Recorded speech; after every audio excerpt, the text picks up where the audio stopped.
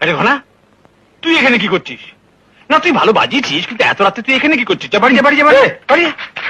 আবার এসো কিন্তু। কেন? আমার নাচ কেমন লাগলো মহেশ বাবু? কেমন লাগলো? বিজলি, তুমি আমার মাইন্ডের মধ্যে ফায়ার বার্ন করে দিয়েছো। শোনো, উড়ু উড়ু উড়ু উড়ু উড়ু উড়ু উড়ু। হ্যাঁ রে কদম, আমি তোকে ডেকে পাঠালাম একটা কাজের জন্য, কই তুই তো এলি না। আমি কারো বাড়িতে দাসিগিরি করতে পারবো না। হোয়াট সে? তুই দাসিগিরি করতে যাবি কোন দুঃখে? আরে বসন্ত, শোনো তোমার মেয়ে কি বলে। বাবা তোমার আড়তে গেছে, তুমি জানো না? আচ্ছা ঠিক আছে, মা তো আছে।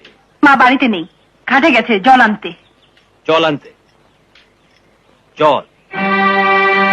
আমাকে এক গ্লাস জল দে দেখি, বড্ড তেষ্টা পেয়েছে। ছাড়ো।